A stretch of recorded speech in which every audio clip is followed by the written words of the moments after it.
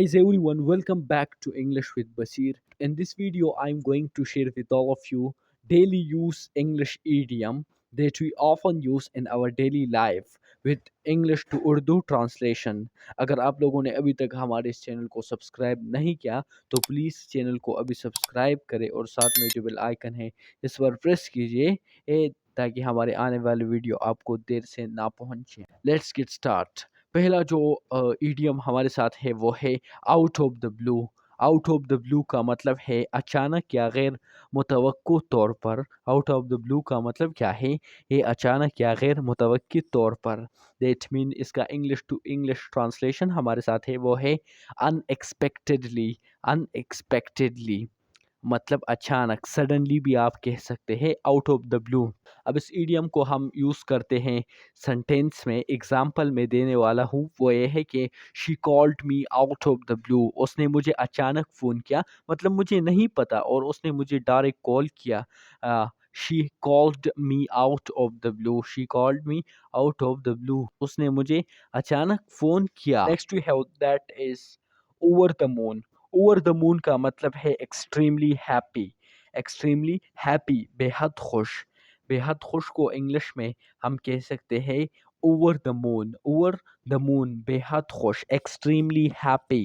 Extremely happy बेहद खुश या बहुत खुश, आप इस तरह भी बोल सकते हैं. अब इस सेंटेंस को हम यूज़ करते हैं, ईडियम को यूज़ करेंगे ए एग्जाम्पल में. He was over the moon after winning the prize. इनाम जीतने के बाद वो बेहद खुश था. इनाम जीतने के बाद वो बेहद खुश था. He was over the moon after winning the prize. इसकी इंग्लिश ट्रांसलेशन, उर्दू ट्रांसलेशन हमारे साथ है इनाम जीतने के बाद वो बेहद खुश था. तीसरा ईडियम जो हमारे साथ है वो है पास द बक. पास द बक का मतलब है transfer responsibility. Transfer responsibility. Transfer का मतलब है दूसरों पर या मुंतकिल करना, और रिस्पॉन्सिबिलिटी का मतलब है जिम्मेदारी, यानी जिम्मेदारी दूसरों पर डालना. पास द बक. पास द बक की उर्दू मीनिंग हमारे साथ है जिम्मेदारी दूसरों पर डालना. Transfer responsibility. अगर इस इडियम को हम यूज़ करें सेंटेंस में लाइक दिस, हम यूज़ कर सकते हैं. Example, don't pass the buck, take responsibility. जिम्मेदारी दूसरों पर ना डालो, खुद जिम्मेदारी ले या खुद जिम्मेदारी उठाओ. Don't pass the buck, take responsibility. जिम्मेदारी ये दूसरों पे या दूसरों पर ना डाले, ये खुद जिम्मेदारी ले. Don't pass the buck, take responsibility. Next जो इडियम हमारे साथ है that is pull out all the stops.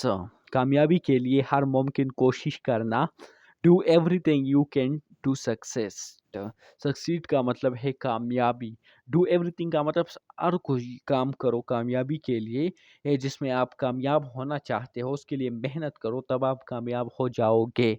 Pull out all the stops. कामयाबी के लिए हर मुमकिन कोशिश करना. Pull out all the stops. कामयाबी के लिए हर मुमकिन कोशिश करना. इसकी इंग्लिश हमारे साथ है do everything you can to succeed. कामयाबी के लिए हर मुमकिन कोशिश करना.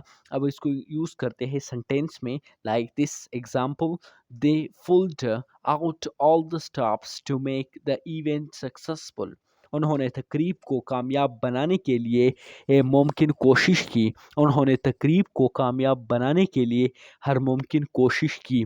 They pulled out all the stops to make the event successful. Successful का मतलब है कामयाब बनाना या कामयाब बनाने के लिए. Event का मतलब है तकरीब. They pulled out all the stops to make the event successful. Next जो हमारे साथ है that is put a lid on it. Put a lid on it का मतलब है keep something secret or stop talking. मतलब बातें खामोश करना या चुप होना.